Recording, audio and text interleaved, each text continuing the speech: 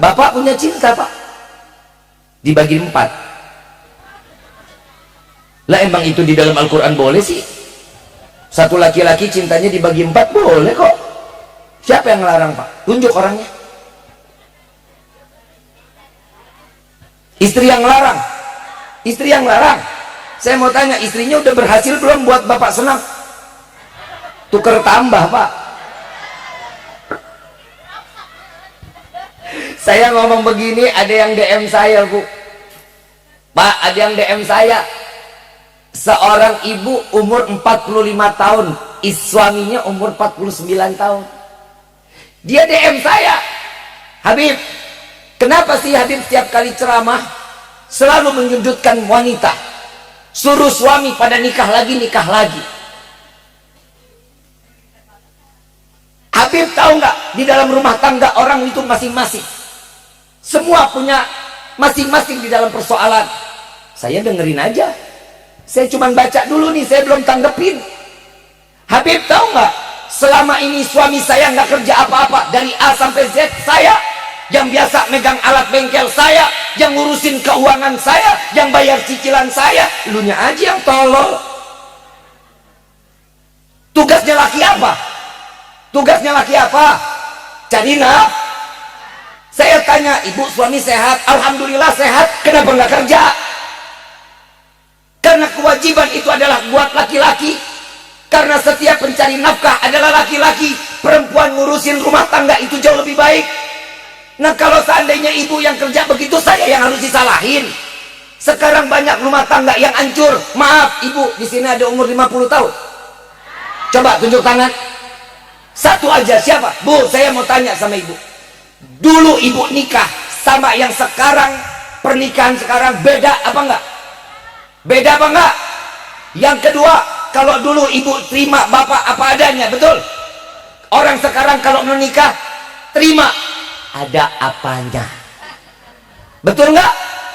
Terjadi saat ini, baru nikah 3 bulan cerai, baru nikah 1 tahun cerai. Perceraian buat mereka konsumsi. Ini yang tidak diperbolehkan di dalam agama. Boleh Allah mengizinkan, tapi Allah murka, Allah benci. Kenapa? Putusnya tali silaturahmi. Saya bicara tentang suami dan istri agar apa? Mereka punya akal untuk memperbaiki rumah tangganya. Yang punya istri, mulut jangan judes-judes banget sama lakinya. Ngomong yang baik-baik, karena perempuan Allah kasih perasaan. Betul? Karena laki-laki Allah kasih akal. Setiap apa yang disampaikan oleh perempuan kepada suaminya pasti akan masuk di akalnya, nggak bakal masuk ke dalam hatinya. Tapi kalau perempuan yang laki-laki ngomong dari mana, langsung kena perasaannya. Betul nggak? Betul nggak? Udah, jangan terlalu banyak itu radut saya. Nih perempuan nih kalau diajak ngomong sama laki ini nih, dari mana pulang jam segini? Kenapa sih selalu ngatur hidup saya? Kalau nggak mau diatur mati. Hidup itu ada aturan nggak? Karena banyak orang yang bercerita, Habib, saya punya istri begini, saya punya istri begini. Saya panggil istrinya, saya panggil suaminya, duduk bertiga, apa masalahnya? Ternyata hati sama satu sama lainnya nggak pernah terbuka. Ngomong, coba dari hati ke hati. Pak, bapak pengen ngelihat istri dandan, ngomong. Ibu pengen ngelihat suami itu rapi cari kerja, ngomong. Kalau minta rezeki dari suami, ngomong yang baik. Yang punya duit nggak hari ini? Ini perempuan soleha, tapi sayangnya Pak, perempuan yang begini udah pada mati. Tahu, saya yakin sih bukan perempuan sini, bukan.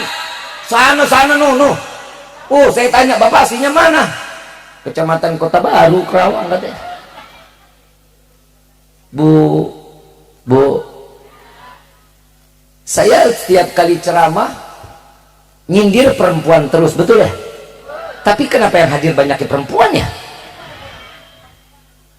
Orang kalau dinasehatin sakit hati, berarti ada penyakitnya tuh di hati. Betul nggak? Kalau orang dinasehatin, nasihat itu dawa. An-nasihat dawa. Yang namanya nasihat itu obat, pahit. Lu telan, lu sembuh. Lu nggak telan, lu bakal terima boroknya. Betul nggak?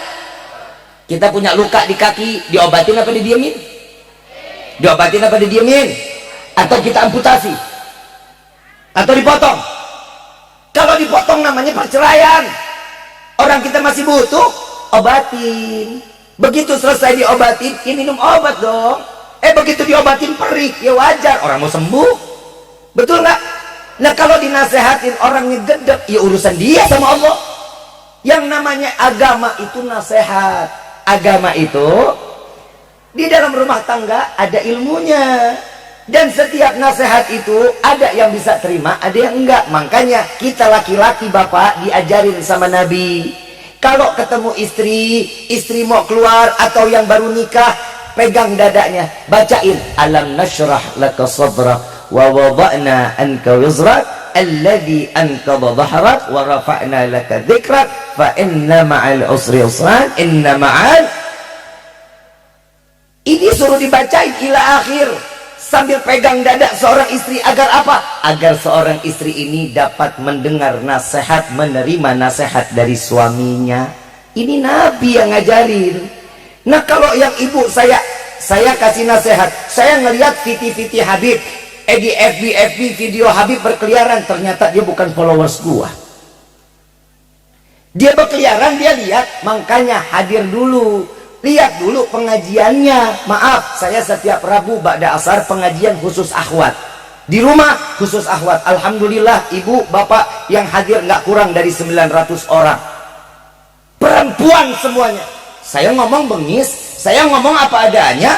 Dan alhamdulillah yang tadinya mau bercerai, alhamdulillah di rumah tangga saya langgeng sekarang. Saya lebih tahan emosi, saya lebih bisa nyadarin diri. Tuh coba lihat, ada manfaat nggak? Ada. Nah kalau dinasehatin nggak terima, ya urusan elu. Rumah tangga baik apa enggak, ya urusan elu. Kan begitu. Kita kan cuma kasih nasihat. Begitupun Nabi di dunia ini diciptakan oleh Allah untuk memberikan kabar gembira dan juga memberikan peringatan. Karena Nabi datang ke dunia ini untuk ngasih kabar gembira. Orang yang sholat, surga jaminannya. Orang yang ibadah, surga jaminannya. Lepas dia mau khusyuk, mau enggak, urusan dia sama Allah. Haknya Allah menerima atau tidak sholat atau ibadahnya seseorang hamba, tergantung bagaimana keinginan Allah. Nah perayaan maulid seperti ini adalah nasihat, sejarah yang akan dikumandangkan, yang diceritakan tentang sejarah Nabiuna Muhammad Sallallahu Alaihi Wasallam. Kenapa kita mengagungkan Allah, kita mengagungkan Nabi, kita memuliakan Nabi? Karena Allah lebih dulu memuliakan dan mengagungkan Nabi. Ya udah dong, udah cukup. Baik. Saat Nabi dilahirkan ke dunia, ada panitia nggak? Ada panitianya nggak? Ada. Ada apa? Penyelenggaranya ada nggak? Tamunya ada nggak? Siapa penyelenggaranya? Siapa? Bukan panitia sini, bukan. Ketua, bukan. Siapa penyelenggaranya? Allahu Rabbul Alamin. Siapa ketua panitianya? Ya Jibril nadi fi sahril mahlukat min ahlil ardi was sama bittahani wal bisyarah fa inna an-nur al-maqsud wasir al-maqnun awjad qabla al-wujud al-ashya wa ibda'il ardi was sama. Wahai Jibril, beritahu penghuni langit dan bumi, sebentar lagi cahaya yang selama ini aku jaga, cahaya yang selama ini aku simpan, dan karena cahaya inilah aku ciptakan langit dan bumi. Malam ini akan aku keluarkan, kata Allah. Penyelenggaranya Allah, pemberi undangan Allah, ketua panitianya malaikat Jibril. Yang nganterin undangan siapa? Malaikat Jibril. Orang disuruh tahu, kasih tahu penghuni langit dan bumi. Berarti mereka semua merayakan, menunggu detik-detik kelahiran Nabiuna Muhammad. Kalau kita kan cuma manusia. Nih, panggung hiasan, betul? Sound system hiasan, kamera hiasan, kursi, hadrah, tenda, semua ini hiasan, bisa diciptakan oleh manusia. Tapi Allah saat Nabi dilahirkan ke dunia, Allah hias langit dengan gemerlapan bintang dan rembulan. Sampai Tuaibah mengatakan, tidak pernah aku melihat malam lebih terang daripada siangnya, di mana saat dilahirkan Nabi Shallallahu Alaihi Wasallam. Malam lebih terang dari siang dan belum pernah dilihat oleh beliau. Kita bisa bayang sampai beliau mengatakan kerajaan yang ada di Syam dapat dipandang oleh mata. Saking indahnya itu malam. Lalu beliau melihat Nabi yang ada di tangannya.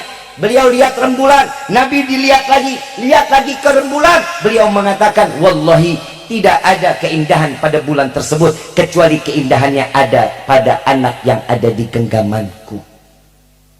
Nabi dimuliain Allah nggak? Nabi diagungkan Allah nggak? Dan saat Nabi dilahirkan, pilar-pilar kejayaan kerajaan iblis, jin, semua ditumbangkan oleh Allah. Api majusi dipadamkan oleh Allah. Bisa kita bayangin, Allah bisa ngancurin ribuan tahun, di mana kerajaan-kerajaan syaitan, kerajaan jin, semua bisa dihancurkan oleh Allah 1000 tahun sebelum Nabi dilahirkan. Nabi tahu betul, Allah tahu betul bagaimana memadamkan api majusi ribuan tahun sebelum Nabi dilahirkan. Bisa Allah padamkan. Tapi kenapa saat di malam Nabi SAW dilahirkan? Ta'ziman wa takriman.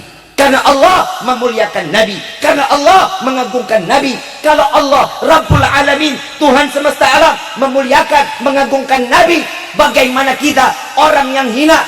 Maka dari itu kami merayakan Maulid bukan karena keinginan sesuatu daripada duniawi, melainkan kami ingin dimuliakan dan diagungkan oleh Allah, karena kami memuliakan dan mengagungkan Nabi Muhammad sallallahu alaihi wasallam.